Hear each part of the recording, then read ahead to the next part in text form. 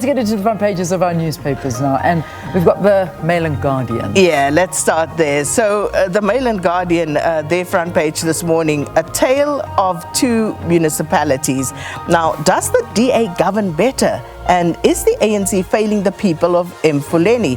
The Mail and Guardian visits the two municipalities and finds two worlds in one province. That's Bidvaal and Mfuleni, of course, neighboring municipalities. And then Mugabe's children struggle without first family privilege. Also, crime intelligence needs an overhaul, Mkhwanazi tells Parliament. And inside, the power of women, also something that they look into. All right, good. So next paper we've got for you is the Business Day. So looking at Business Day, SARS claim could collapse banks. Risk of a flood of liability for clients' misconduct. Sasfin lawyer argues this in court. So this is a successful SARS 4.8 billion rand lawsuit claim against Sasfin Bank would expose SA banks to a flood of liability for clients' transgressions.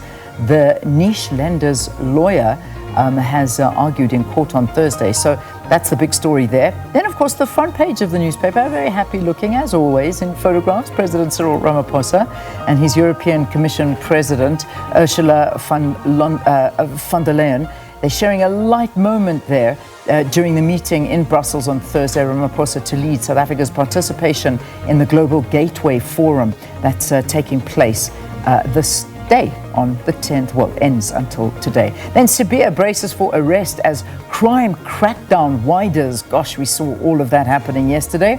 JSE taps insider Valdene Reddy as its new CEO.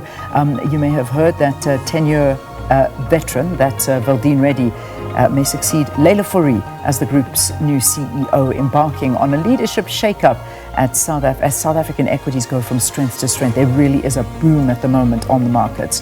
Then metals, you see that graph going up there. That's the big moment, and not quitting. That rand as well, also looking pretty strong at the moment. All right, let me leave it there. Those are the big stories. Moving on to Daily Dispatch, lead story this morning, 500 million rand bill after University of Fort Hare arson mayhem. The university counts cost of violent 3-day protest in which 3 buildings were torched. Goes on to say the violent 3-day protest action by University of Fort Hare students may cost the institution R500 million as a result of fire damage and vandalism. The university confirmed this on Thursday after a dramatic week of violence in which 3 buildings were torched on the Digeni and East London campuses.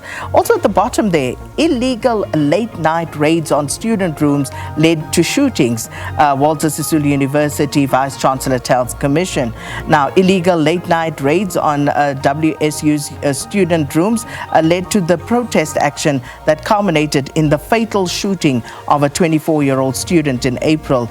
This is according to the WSU Vice-Chancellor, Professor Rushil Lasonga, and giving evidence during her second-day appearance before the Commission of Inquiry into the shooting of a number of students at a university.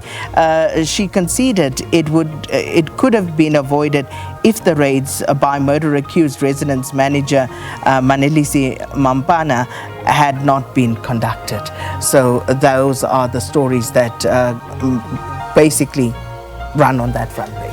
Okay, good. Let's just have a look at quickly the headlines of The Witness this morning. The Witness talking again, SIU Hawks raid top cops' homes, and tensions rise within South African police service. Yes, indeed they do. Then KwaZulu-Natal ANC considers withdrawing from the GPU. That's one of the other stories that they're looking at there. And off the grid, hiking Nobel laureate finally notified of his big win. And obviously one of the Nobel laureates getting the news that he had won this major prize, and that's the story there. And then essay author Zaik Simda to get a share of $1.5 billion after winning the US case against an AI company. That's a very interesting story to read. So go in there, have a look. I tell you what, AI, wow. There's a lot happening behind the scenes and the legalities around it. Then they remember legendary teachers, Bafana bid to make amends. And Winterskloof is a perfect coffee growing country. Here we go.